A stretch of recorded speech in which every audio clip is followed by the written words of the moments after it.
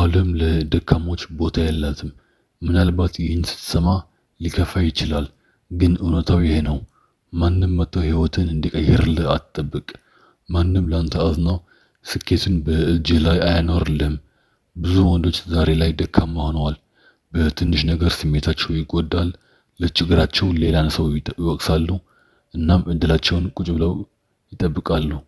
ዛሬ በሁሉም ሚዲያ ያንን የድክመት ሰንሰለት የምንበጥስበት ቀን ነው። ሕይወትን ወደ ላቀ ደረጃ የሚቀይርና እውነተኛ የወንድነት ጥንካሬ የሚገነቡ 5 የማይታጠፉ ሕጎችን እናያለን። ቪዲዮ ላይክ በማድረግ ጀምሩ። አንደኛ፣ ስሜትን ተቆጣጠር እንጂ ስሜትን አይቆጣጠርህ።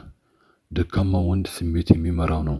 ሲናደድ ይጮኻል፣ ሲከፋ ተስፋ ይቆርጣል፣ ሴት ስትቀየረው ዓለሙ ይጨልማል።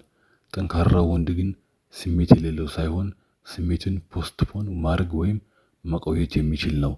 በማንኛውም ሁኔታ ውስጥ ሆነ ውሳኔህን በጭንቅላትህ እንጂ በልብህ መሆን የለበትም። ዓለም እየተናወጠች ባለችበት ሰዓት አንተም መረጋጋት ከቻልክ በዙሪያ ያሉ ሰዎች ሁሉ አንተን መከተል ይጀምራሉ። ጥንካሬ የሚለካ በጡንቻ ሳይሆን በችግር መሃል በምታሳየው ትዕግስትና ብልሃት ነው። ሁለተኛ፣ ማማረርን አቁምና ኃላፊነት ውሰድ። ደካማ ወንድ ሁል ጊዜ ምክንያት አለው። ቤተሰቦቼ ድሃ ስለሆኑ ነው፣ መንግስት ስራ ስለማይፈጥር ነው፣ እሷ ስለካደችን ነው እያለ ሌላ ሰው ጣትን ይቀስራል። ጣትን ወደ ሌላ ሰው በቀሰርክ ቁጥር ሕይወትን የመቀየር ስልጣኑ ለእነሱን አሳልፈ እየሰጠህ ነው። ጠንካራ ወንድ ይህ ሕይወት የኔ ነው፣ ስለዚህ ውጤቱም የኔ ኃላፊነት ነው ብሎ ያምናል። ዛሬ ያለህበት ቦታ ላይ የደረስከው ባለፉት ዓመታት በወሰንካቸው ውሳኔዎች ነው። ነገ የምትደርስበትን ቦታ ለመቀየር ደግሞ ዛሬ ኃላፊነት መውሰድ ጀምር። ሰበብ ወይም ኤክስኪውዝ ለደካሞች ነው።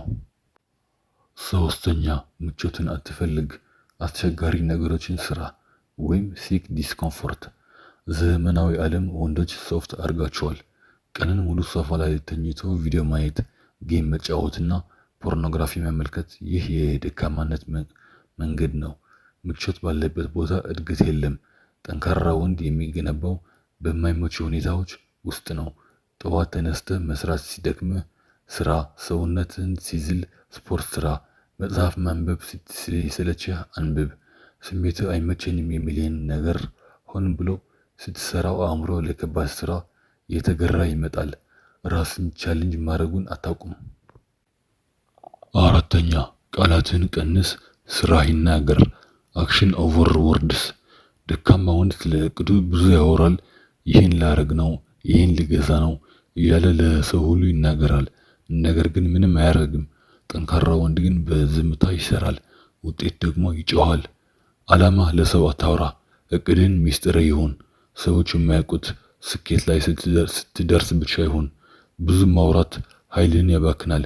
በዝምታ ጠንክሮ መስራት ግን ግርማ ሞገስ ያሰጣሃል። አምስተኛ፣ ለራስህ ክብር ይኖርህ።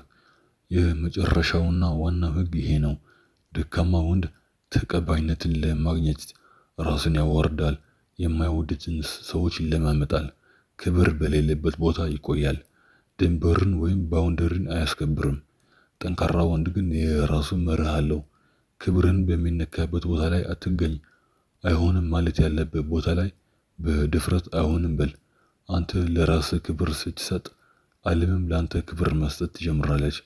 ክብርህ ለማንም ነገር አትለውጥ። እንግዲህ ወንድሜ፣ ደካማ መሆን ምርጫ ነው፣ ግን ጠንካራ መሆንም ምርጫ ነው። ዛሬውኑ ወስን።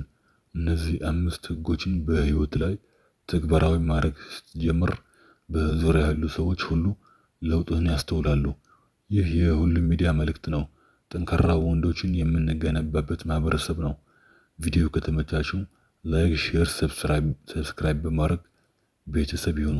እስከሚቀጥለው ቪዲዮ እስከምንገናኝ ቸር ያቆየን።